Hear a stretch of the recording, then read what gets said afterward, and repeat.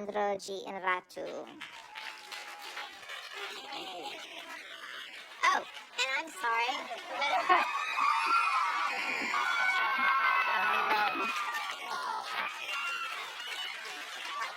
Wow. Okay, we're gonna start with 65 in the back and then come down front to 279. Hi, Leo. Hi, Alejandro. Here in the back. So I have two questions since you are there. First, to Alejandro, in our last interview, I asked you what would it mean to win twice in a row. And you say we have to see. So what it means, and to Leo, if you remember, I gave you the Oscar, the chocolate Oscar. Yeah. Did you get a bite before that? Before the real one? I didn't. I'm sorry. No, that's it. I just wanted you to get the taste before you get it. Thank you. So Alejandro, what do you think it means to win twice in a row? Well, I couldn't be more happy. You know, every film is like a song. So you cannot like more one song than the other. I love this film, as I love Birdman, and I think this experience and sharing this with Leo and with all the nominees, part of the crew that we are celebrating tonight. I think the award that I'm getting is on behalf of all of them, and they made possible. So I couldn't be more happy, especially because we are celebrating tonight, and that's fantastic, you know. And could we say that it's a little bit for Mexico and Argentina too, since you shoot the movie in Argentina? Sorry, what you said? Could we say that the movie is also for Mexico and for Argentina, since it's your country and you did the movie also in Argentina? Well, all the crews were amazing, and obviously the people in Argentina were fantastic. We had a great time there. Coming down here to 279, and we'll go back to 113. Hi. Leonardo Sandalo, down here. I don't see it. Oh, there you are. Leonardo Maganda Sandoval. Leonardo is their name. Don't have name person here. What do you guys love about being storytellers? What? What do you love about being a storyteller?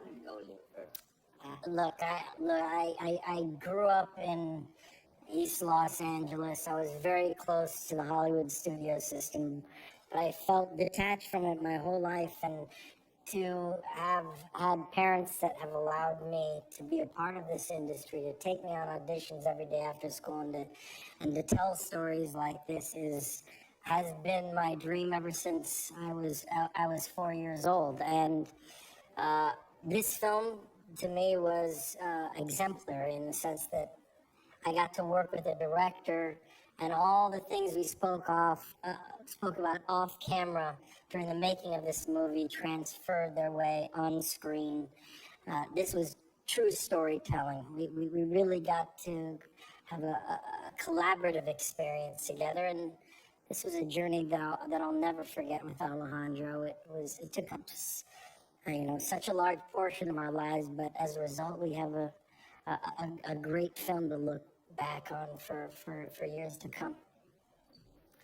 For me, it's just basically I think that life is so uncontrollable. I think we are all the time, it's impermanent, everything. And I think that storytelling is a way for us to feel, in a way, can confront a huge amount of emotions and possibilities and feel, beautiful and horrible emotions, but always in a way being in a comfortable zone, knowing that it's another story that can teach us a lot. So it's a way to control life, to have an oxygen capsule of life without suffering for real, that can teach us for when the time comes for being in love or to have a problem, we can suddenly get what is that idea. So the storytelling is, I think, oxygen for life that protects us, That's how I feel. We're going back to 113, then up here to 255. Hi there, all the way in the back. First of all, congratulations, well deserved. Thank you. So I would like to know, where are you going to put that Oscar? Very easy question. And for you, that second Oscar? He's got to ask, where is he going to put his second Oscar? Yeah, exactly, right? Is it going to be next to the first? And I will be... All day. No, it's incredible that two outsiders like Chivo and Alejandro that came from Mexico, came to our industry, were firm in their beliefs artistically, and here we have a two-time winner at the Academy Awards and with Chivo, a three-time winner. I'm so proud to be working with these guys. These guys represent everything about what this industry is and what it should be. I just want to congratulate you guys. It's awesome. Thank you, Tom. Thank you, Lou. Thank you. Coming down here to 255, and then we'll go over to 206. Alejandro, aquí Carlos Pérez de TV Azteca, ¿de este lado? ¿O de este lado? ¿Por acá, izquierdo? Ah, ya. Sí, México está muy orgulloso de ti, he estado checando las redes sociales, está volcado.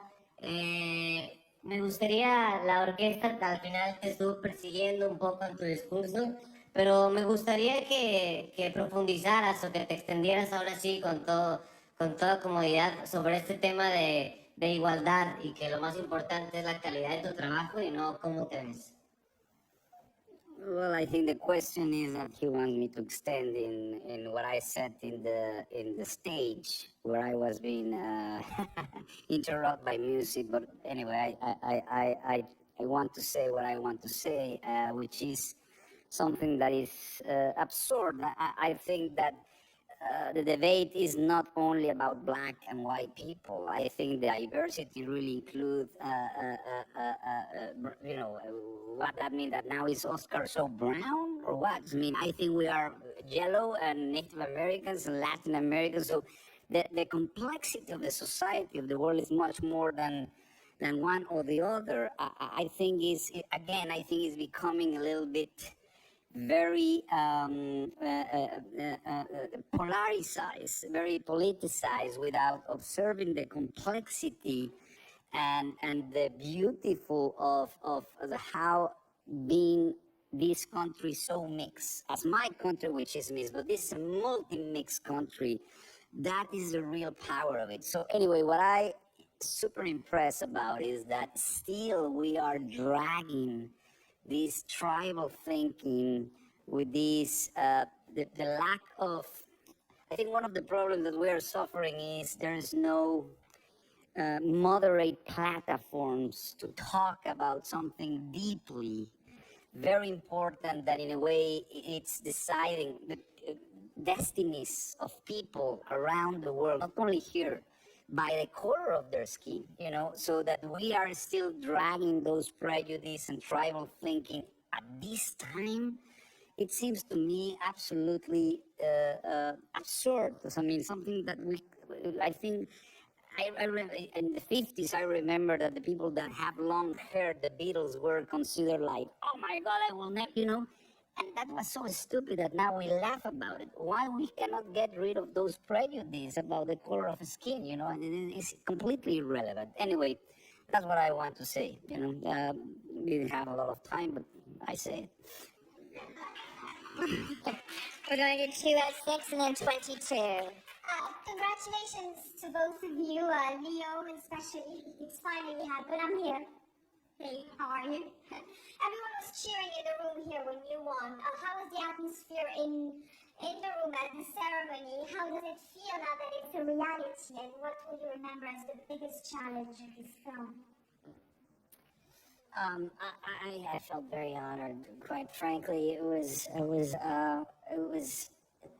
this whole thing has been an amazing experience, and for me to be able to sit there and not only talk about the film, but to talk about something that I've been duly as obsessed with besides cinema, and that's our environment and climate change. To be able to speak about that in a platform of, I don't know, hundreds of millions of people that are watching this, to me, this, like I said, this is the most existential crisis our civilization has ever known, and I wanted to speak out about that tonight because simultaneously while doing this brilliant film that Alejandro directed, I've been doing a documentary about climate change, which has brought me to Greenland, to China, to India to speak with the world's leading experts on this issue, and the time is now. It's imperative that we act, and I really wanted tonight. I feel so overwhelmed with, you know, with gratitude for what happened tonight.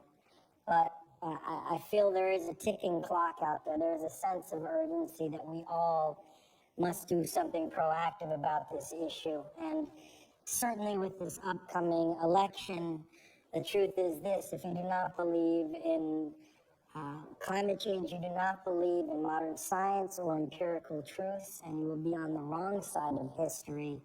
And we need to all join together and vote for leaders who care about the future of this civilization and the world as we know it. We're going to 22 and then 72. Hi guys, over here. David on the Comcast Xfinity. Leo, congratulations. It's been such a long time coming, and it seems like the whole world is rooting for you. The internet, fans, press. There was a WhiteHouse.gov petition to get you an Oscar at one point. Are you conscious of how many people are supporting you? How does it feel that people care so much that you get this Oscar? And for Alejandro, how does it feel to be the director who finally did this? It all feels incredibly surreal, and it's surreal because you can't reach out and physically meet everybody. You hear it on the internet, you hear it from other people, and the truth is, it's we always strive for the best in what we do, but this year in particular, I've been overwhelmed with such support, really, truly, by so many fans and so many people in the industry. It's quite shocking, actually, and what can you say, except I'm very grateful, I really am. I want to say that it's funny because the conception of how a film is being made, I think, is wrong. This is an interbeing collaboration. Everything is connected. So when Chivo won, we all won. Also because what Chivo photographed was the wardrobe, was the makeup, was the performance of Leo, was the ideas of the original. When I won, everybody won. So, all the actors, everything. When Leo, so I didn't give nothing to Leo. Leo won by himself. I Leo it. But we are absolutely interdependent. We depend on the other. So every award of every film, honestly, it's funny enough as everything in life is interconnected, and it reflects the effort of hundreds of people. So that's what is amazing about today, that the awards that we won, it's celebrated by all the team, no matter if somebody won or not. And truly, that's very true. When you work for months with a team like that, you know that we were basically part of the success of any territory. We were all involved in anything. We're going to 72, and I'm just going to say, hold on a sec. Unfortunately, we do have to wrap it after this question. I am a first Egyptian journalist covering the Oscar from here. But about the first Oscar for you. I'm sorry, what was your question? But what about the first Oscar for you? What about it? For your Oscar. Yeah, it feels amazing. It's a first. What about that? Yeah, it is the first. Look, like I said, I'm just incredibly grateful. Thank you. Thank you, gentlemen. Congratulations.